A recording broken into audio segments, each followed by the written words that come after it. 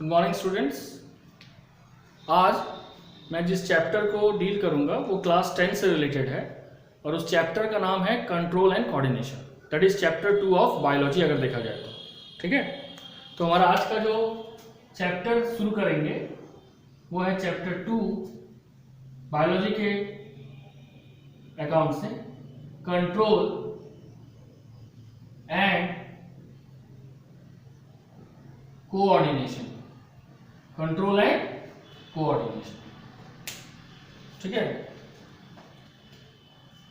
Control and coordination. सबसे पहला question है व्हाट इज स्टिमुली। ठीक है, the changes in the environment to which the changes in the environment to which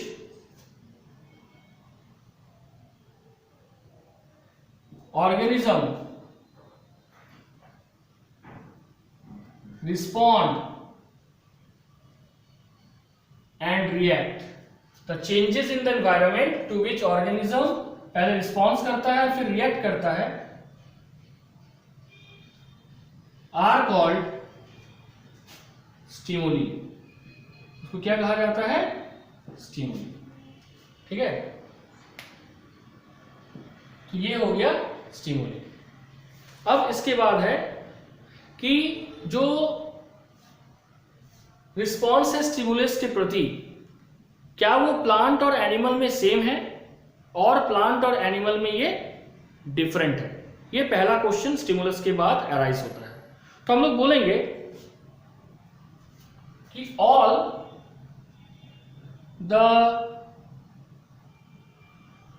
movements in living organism arise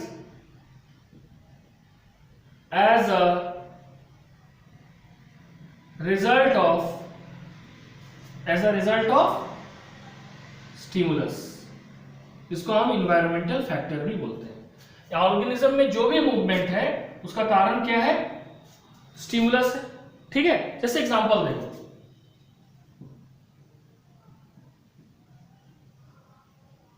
when dog runs, क्या होगा कि when dog runs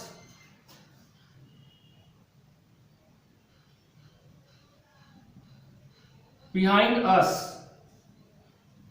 we also start running। ठीक है, या बोल सकते हैं कि when dog barks। कभी कभार देखा जाता है कि कुछ इंसान दौड़ जाते हैं, तो ये जो डॉग का बार्किंग है, ये बार्किंग क्या है? स्टिमुलस। और ये जो वो दौड़ना शुरू कर रहा है ये क्या है? Response and react. और ये जो हम रिस्पॉन्स और रिएक्ट किए बाय स्टार्ट रनिंग, यही हमारा क्या है? मूवमेंट। दूसरा, when we prickle a pin on a earthworm body। जब हम अर्थवॉर्म के बॉडी में एक पिन को गाड़ते हैं, मतलब घुसाते हैं, क्या होता है? दे मूव, they withdraw, इसको हम बोल सकते हैं मूव अवे देयर बॉडी। ठीक है, तो ये देयर बॉडी क्यों? Due to pain. तो देखो जब हम उसके बॉडी में पिन को प्रिकल किए, घुसाएं, तो उसकी बॉडी में पेन हुआ। ये जो पेन हुआ ये उसके बॉडी के लिए क्या था? स्टिमुलस। और उसके प्रति ये अर्थवॉर्म, ये जो अर्थवॉर्म है, ये रिस्पॉन्स कैसे किया? By withdrawing his body. वो तुरंत पिन से अपने बॉडी को हटाने लगा। तो ये जो विथड्रॉ है that is response, response and reaction. ठीक है, तो ये प्रूफ करता है दोनों इंस्टांस कि जो भी मूवमेंट होता है लिविंग ऑर्गेनिज्म में, ये स्टिमुलस का रिजल्ट है। ठीक है, अब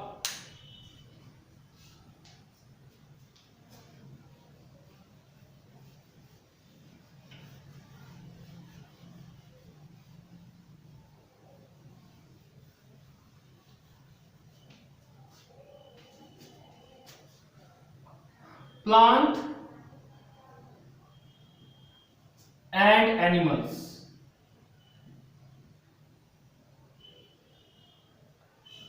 दोनों मूवमेंट शो करता है।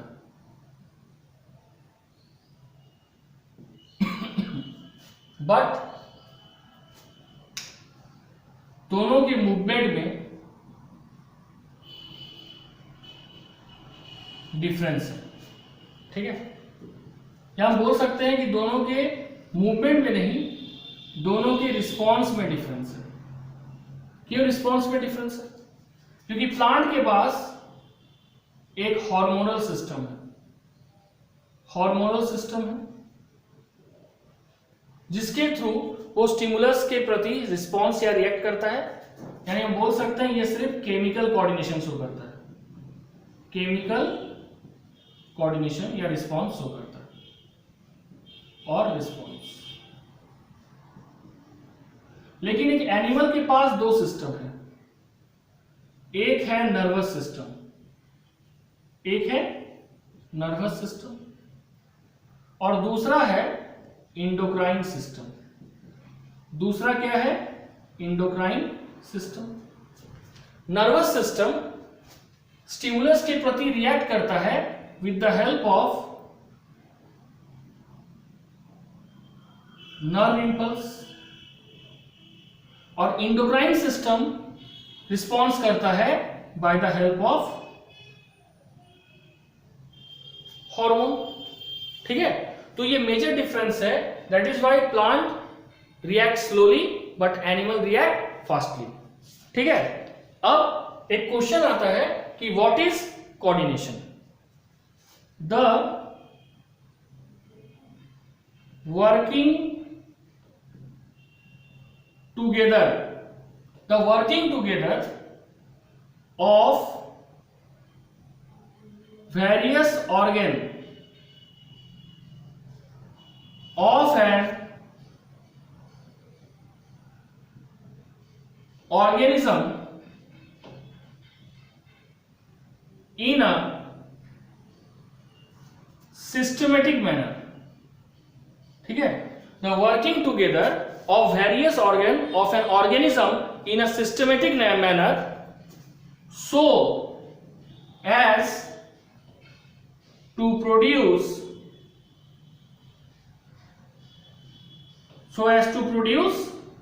response, so as to produce response, ठीक है, to the stimulus। स्टिमुलस का मतलब तो समझ गए हैं, properly, stimulus properly is called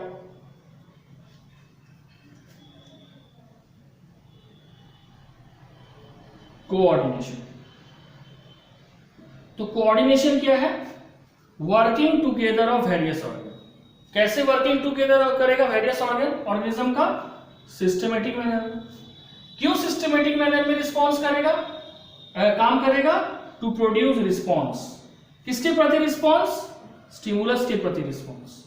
that is called coordination, that is called coordination. अब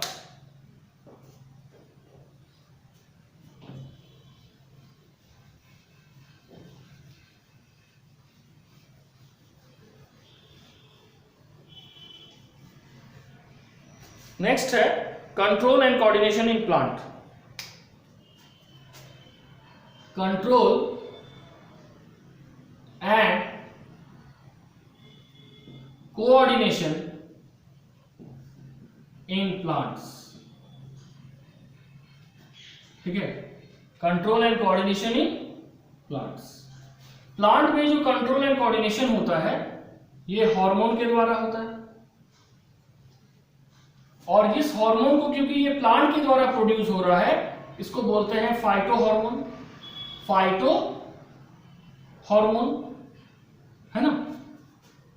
अब क्योंकि वो हार्मोन के द्वारा केमिकल कोऑर्डिनेशन कर रहा है इसको केमिकल कोऑर्डिनेशन बोलेंगे। Chemical coordination. अब ये प्लांट जो केमिकल कोऑर्डिनेशन करेगा ये दो तरीके से करेगा। They coordinate in two ways. Chemical coordination कैसे करेगा? Coordinate in two ways. दो तरीके से ये केमिकल कोऑर्डिनेशन करता है। कैसा? पहला affecting the growth of the plant, और दूसरा affecting the shape of the plant. पहला, first affecting the growth of the plant, affecting the growth of the plant। कैसे ग्रोथ ऑफ द प्लांट को affect करेगा? उसके पार्ट को hinder कर देगा, है ना, या किसी एक पार्ट को ग्रोथ को रोक देगा और दूसरे पार्ट के ग्रोथ को बढ़ा देगा। एज अ रिजल्ट क्या होगा? And as a result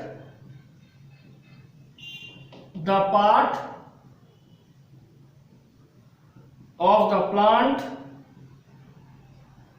of the plant shows movement। और दूसरा इफेक्ट क्या करेगा? Affecting the shape of the plant. Plant के शेप को इफेक्ट करेगा। कैसे? बाय इंक्रीजिंग और decreasing the percentage of water in plant. ठीक है, जिससे क्या होगा? एज अ रिजल्ट इट में either swell और shrink। समझ आया?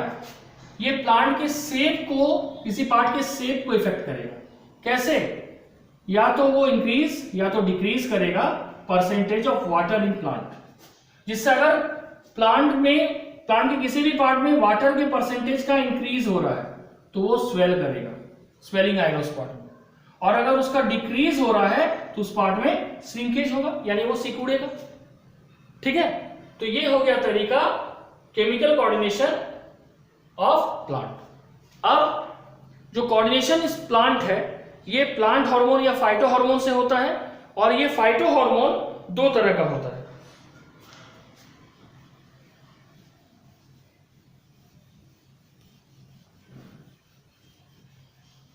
ठीक है, फाइटो हार्मोन और जो प्लांट हार्मोन है। ठीक है, on the basis of their function they are of two types. ये दो तरह का होता है फाइटो हार्मोन। पहला क्या होगा? पहला प्लांट ग्रोथ प्रोमोटर। ठीक है, और दूसरा होगा प्लांट ग्रोथ इनहिबिटर। जो प्लांट ग्रोथ प्रोमोटर है वो प्लांट के ग्रोथ को स्टिमुलेट करता है। क्या करता है? It stimulate the plant growth. उसमें आएगा ऑक्सिन,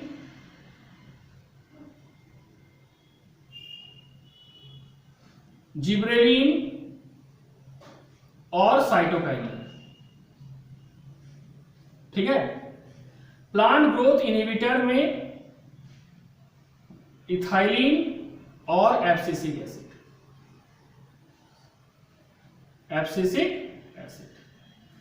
अब ये जो इथाइलिन है ये दोनों तरफ आता है, क्योंकि इथाइलिन जो है पार्शियल ग्रोथ इनहिबिटर है और पार्शियल ग्रोथ प्रोमोटर है, यानी ये कंट्राडिक्टरी है।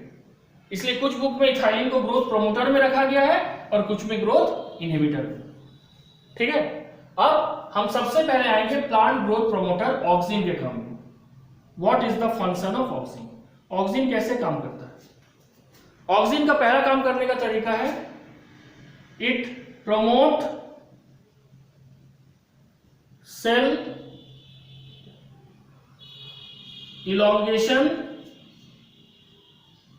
And cell enlargement. पहला फंक्शन क्या है?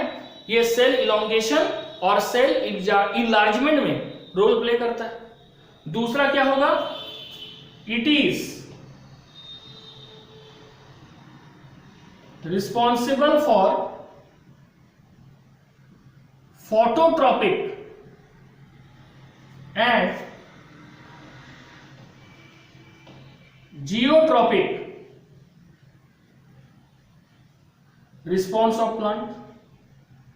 Geotropic response of plant. It promote stem growth but slow down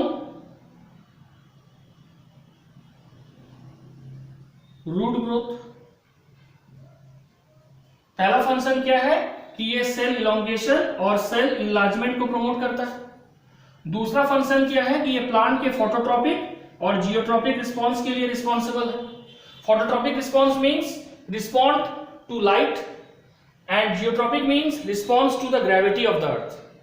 और third, it promote stem growth, लेकिन ये रूट ग्रोथ को स्लो डाउन करता है। Slow down root growth. ये तीन फंक्शन है, और भी है। ठीक है।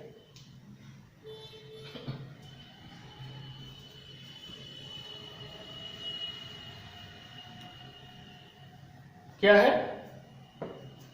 It induces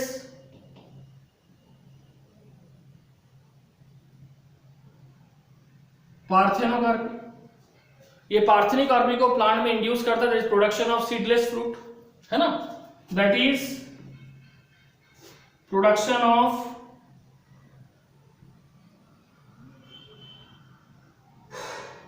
seedless fruit. साथ ही साइंटिस्ट के द्वारा हॉर्टिकल्चर में यूज किया जाता है और एग्रीकल्चर में। ठीक है। These are applied in horticulture and agriculture. Agriculture crop के लिए और हॉर्टिकल्चर में इसका इस्तेमाल किया जाता है। इसका ऑक्सिन का। अब ऑक्सिन के बाद क्या होगा? जिब्रेलिन। ठीक है। जिब्रेलिन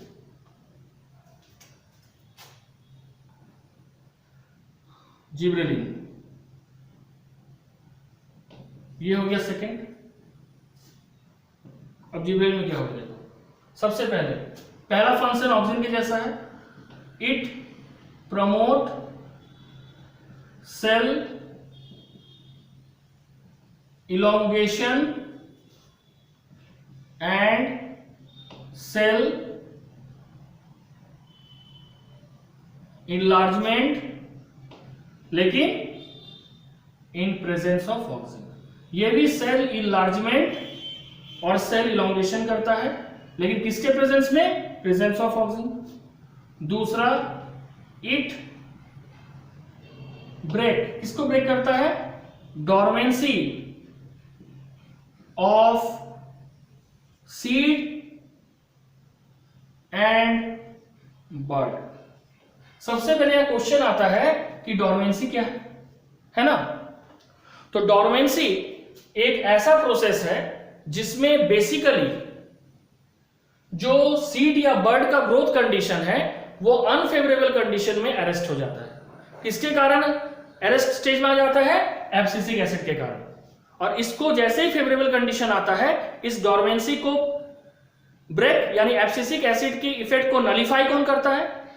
न्यूट्रल कौन करता है? जिबरेलिन। ठीक है,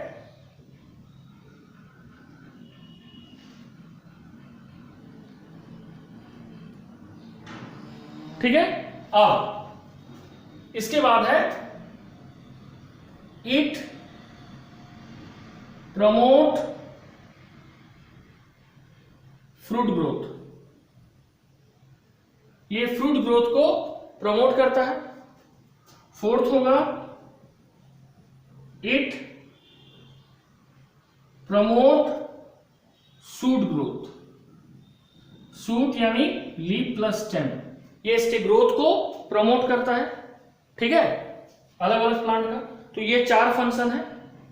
अब जिबरेलिन के बाद क्या आएगा? Cytokinin. Cytokinin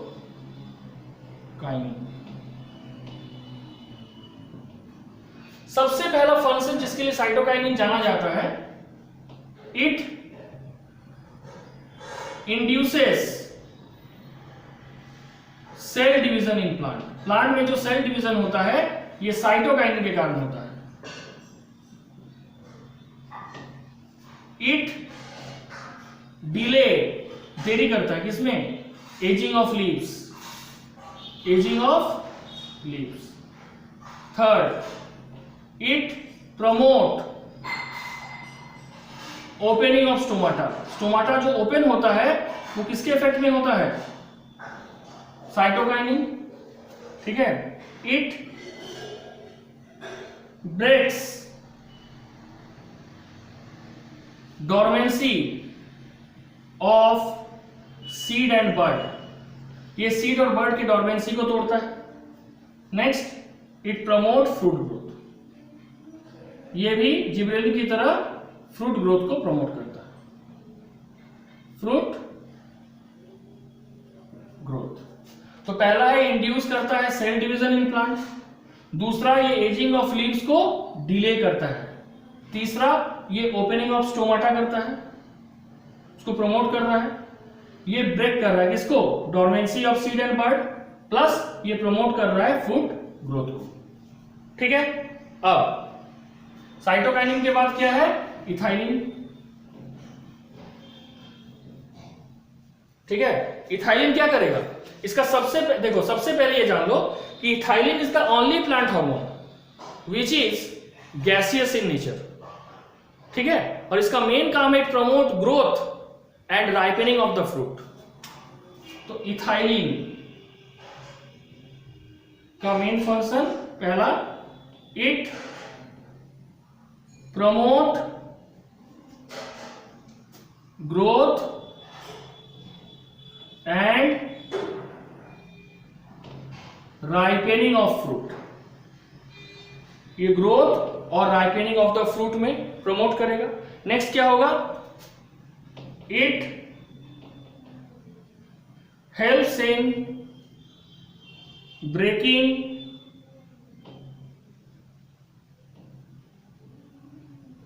dormancy of seed and bird. Seed और बर्ड को जब डोरमेंसी पीरियड है उसको ब्रेक करता है। तीसरा क्या होगा? It promote abscission of leaf. It stimulate the formation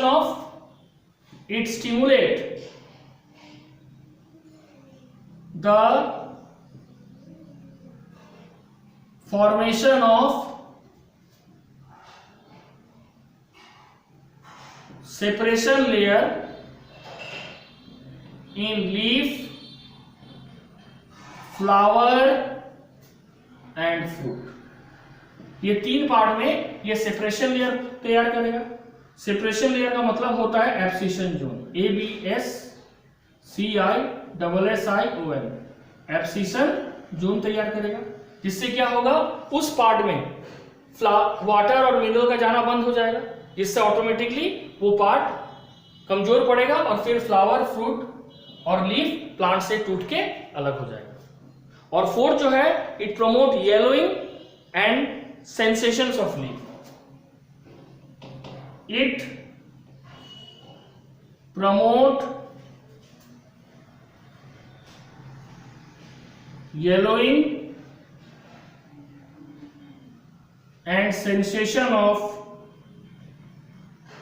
leaf, यानी लीफ जो में जो येलोइंग होता है, येलोइंग कब होता है, जब उसमें क्लोरोफिल हटता है यानी क्लोरोसिस, और sensation means permanent irreversible stage of ageing. इसके बाद एक ही स्टेज आता है, दैट इज डेथ। ठीक है, तो पहला ग्रोथ और राइपेनिंग ऑफ फ्रूट, फल जो पकता है वो इथाइलिन के कारण। दूसरा, ये सीड और बर्ड की डॉर्मेंसी को ब्रेक करता है। तीसरा, ये स्टिमुलेट करता है किसके फॉर्मेशन को, एब्सिशन जोन के फॉर्मेशन को, किसके लिए, लीफ, फ्लावर एंड फ्रूट, ताकि ये टूट के गिर जाए। और last, it promote yellowing and sensations of leaf. अब ध्यान से देखो, पहला जो फंक्शन जो है ये ग्रोथ प्रमोटर है, लेकिन बाकी जो फंक्शन है 3 और 4 ये क्या है, ये ग्रोथ इनहिबिटर है। इसलिए इथाइलिन को पार्शियल ग्रोथ प्रमोटर और पार्शियल ग्रोथ इनहिबिटर यानी ग्रोथ को रोकने वाला कहा जाता है। ठीक है, अब next last abscisic acid.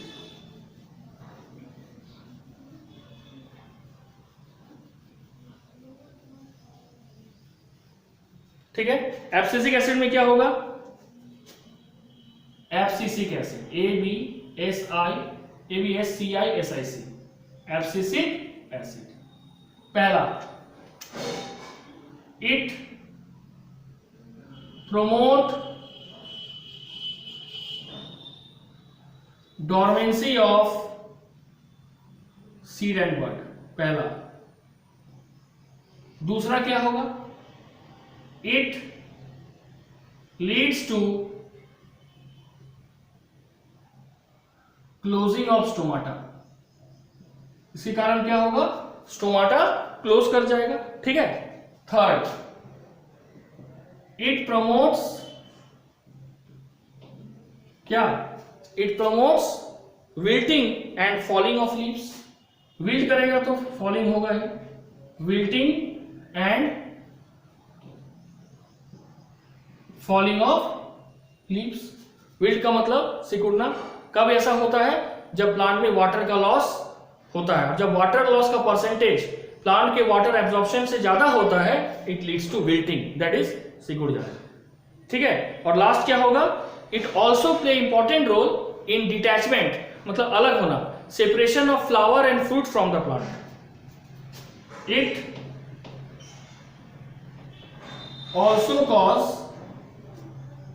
Detachment, detachment का मतलब सेपरेशन होना, अलग होना, detachment of flower and fruits, flower and fruits from the. ठीक है, तो एब्सिसिक एसिड एक ग्रोथ इनहिबिटर है। पहला, ये प्रमोट करता है डॉर्मेंसी ऑफ सीड एंड बड। दूसरा, ये क्लोजिंग ऑफ स्टोमाटा को प्रमोट करता है। तीसरा, ये wilting and falling of leaves को प्रमोट कर रहा है, पत्ता जो गिर जाए। चौथा, ये कॉज करता है separation of flower and fruit from the plants. ये सब फंक्शन किसका है, एब्सिसिक एसिड का। That's all for today, thank you.